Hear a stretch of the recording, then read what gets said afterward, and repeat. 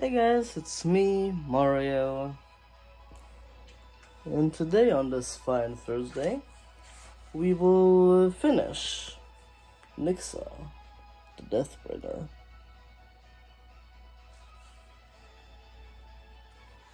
Chapter 9, Strength of the Sword. It's weird, I know. This book, I can't speak today. Sorry.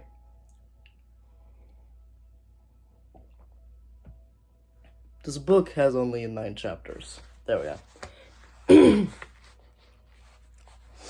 Don't know why the other series had 10 chapters a book each, I believe. But yeah. My hair is not doing well today. Bad.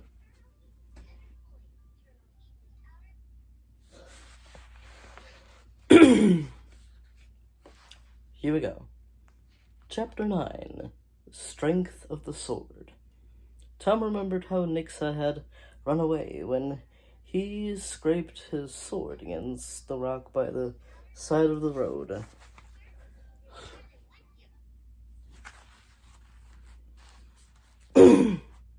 That's it, he realized. We have to use sound to defeat her. Darting to the nearby wall of the cave, Tom scraped his sword across it. Though he couldn't hear the noise, he saw sparks flying out and chips of rock scattering everywhere. Nixa's beautiful face took on a look of horror. Her mouth gaped wide, and Tom felt the vibrations of her screams drilling at his ears. They didn't have long before Aduro's protection would wear off. He stepped forwards to face Nixa again. The ghost beast, her eyes wild with fear, swept towards Tom and straight through him. She was heading for the tunnel from which Tom and Elenna had entered in. We can't let her escape, Tom thought, as he took off after her. Elenna was standing in Nixa's way. She gripped one of her arrows and drew it down the side of one of the stalagmites. Well done, Elenna, Tom yelled. His friend darted, alarmed, as if she'd heard something. But Tom couldn't waste time worrying about the enchantment fading. At the sound from Elenna's arrow, Nixa had turned back and was rushing straight for him. Here's the picture of Nixa doing that.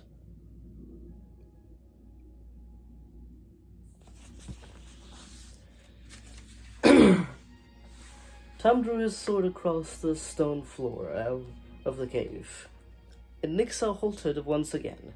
Trapped between Tom and Elenna, she was starting to panic. Her mouth gaped as she kept on screaming. This isn't working, Tom thought, as he scraped his sword again. She can't get away. But I can't defeat her like this.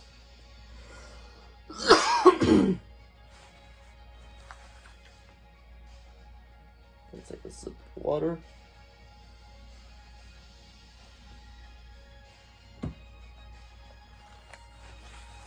Because my mouth is dry. The vibrations in the cave floor were growing stronger, and it was hard for Tom to keep his balance. His ears were starting to hum with a dull pain. Across the cave, he saw Elenna shaking her head uncomfortably. Dogs. As if she could feel it too. Wizard Aduro's enchantment was fading.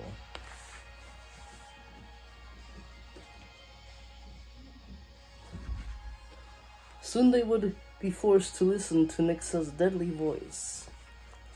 "I've got to do something," Tom explained out loud, trying to shout out Nixa's screams. "It's now or never." Tom summoned the power of his magical boots and leaped at Nixa. His confidence surged back as he felt the magical golden armor boosting him high into the air. As he came down, he scraped his sword against the wall of the cave, making an ear-splitting noise. The ghost beast backed away from the sound, but Tom landed right beside her, passing through the outer folds of her scarlet robes. With the force of his landing, Tom made a grab for the piece of the amulet. Nixa snatched it away from him, and as Tom reached for it again, she shifted into the form of the many-eyed monster. That paused it.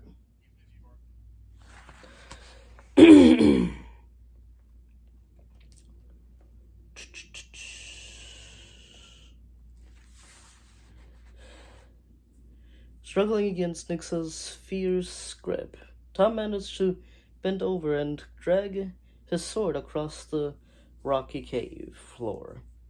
Nixa's tentacles uncoiled and she threw Tom against the wall of the cave.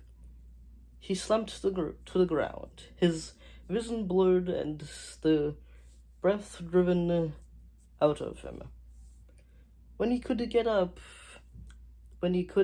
he saw Elenna with her bow out, firing arrow after arrow into Nixa's slimy body.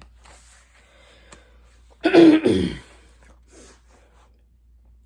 ghost beast bellowed in rage as she tugged the shafts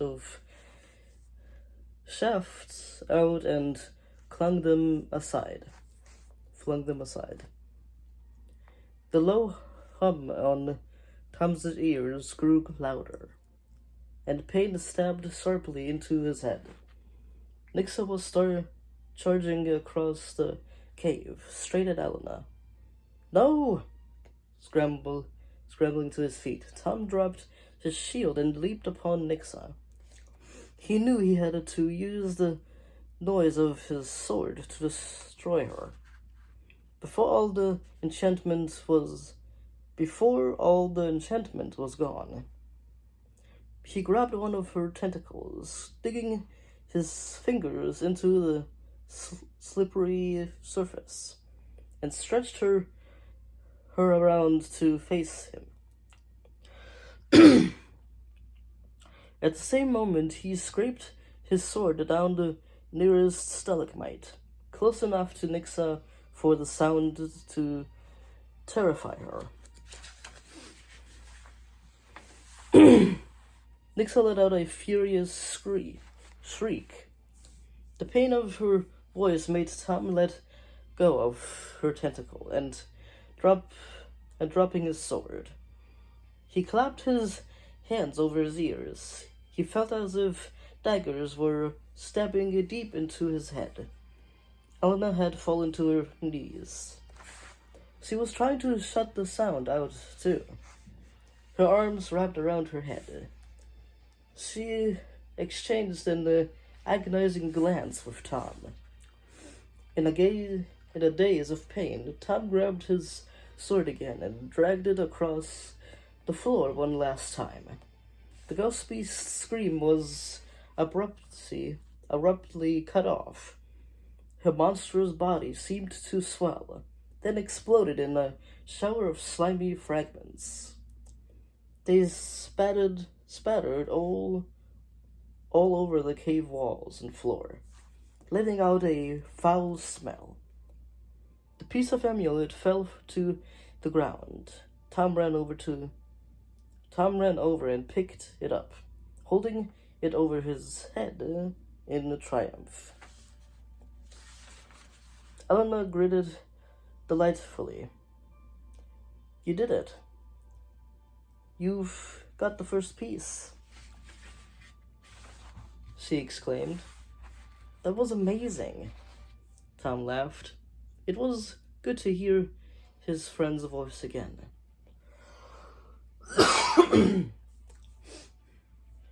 "We did it together," he said. Tom fitted his sword into his sheath and rubbed the scrape of amulet on his tunic to get rid of Nixa's slime. It shone as it reflected the shading light above them. Meanwhile, Elenna crossed the cave to retrieve the arrows she had shot at Nixa. "They're all covered in slime," she said. "That beast was disgusting." As Tom waited for her, he realized that a shimmering blue light was growing behind him. He spun around to see his father smiling at him. "Well done, both of you," said Teledon. "Tom, you make me proud." Tom held up the fragment of the amulet. "Look, father, I rescued the first piece." Teledon nodded. "So I see. I can feel my strength beginning to return already. I know I won't be a ghost forever. Not with you to help me."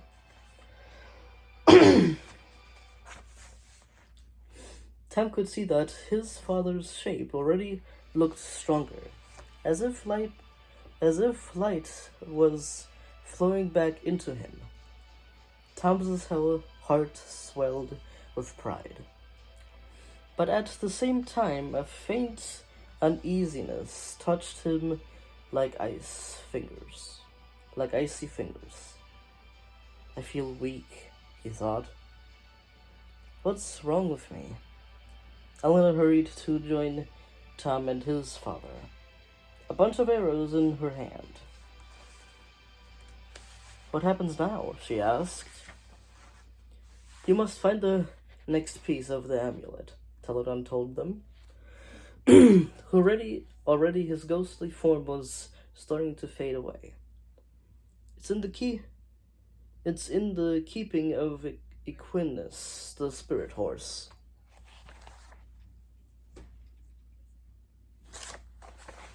Equinus, the Spirit Horse. "We won't fail you," Tom called out as his father vanished. With Elenna beside him, he headed for the mouth of the cave and into the tunnel.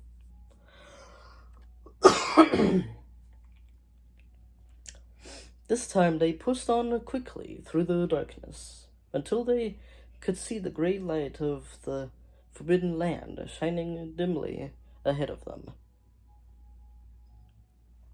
Tom called on his magic powers to leap forwards, eager to see Storm and Silver again. But somehow he lost his balance as he took off. Sorry, I'm mumbling. And tumbled to his knees again, against the tunnel wall. "Are you hurt?" Elenna asked anxiously. "Tom, what's wrong?" Tom shook his head. For a moment, the breath had been driven out of his body. "I'm fine," he said with a gasp. "I just took off badly, that's all. But I still feel weak," he thought to himself.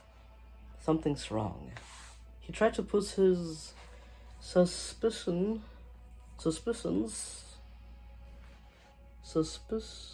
suspicions out of his mind. But he couldn't stop wondering why he had failed to summon enough power for his leap. He led the way out of the tunnel. This wasn't the time to start worrying. They had to go once more into the Forbidden Land and track down Equinus the Spirit Horse. Wherever he might be, whatever happens, Tom told himself, I'll bring my father back to his former glory. Another quest awaiting for us. Another quest awaiting for them.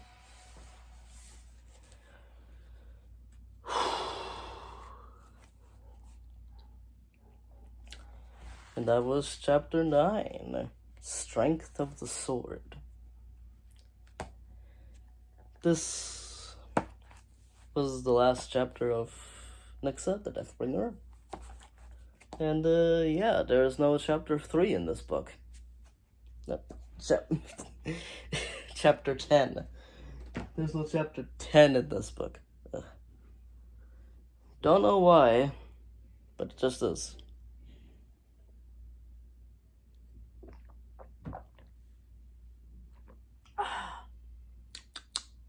Water. Nutritious. Delicious.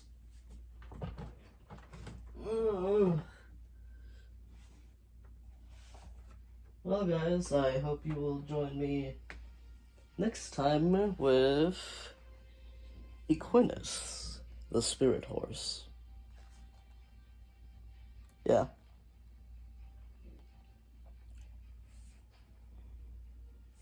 Spirit Horseman was probably a bit too long, so it's just Spirit Horse, even though it's a centaur. Is it centaur? Half man, half horse? Centaurs are half man, half horse, I think. Yeah, Minotaurs are the half bull, half man. And the centaurs are the half man, half horse people. Half man, half horse creatures.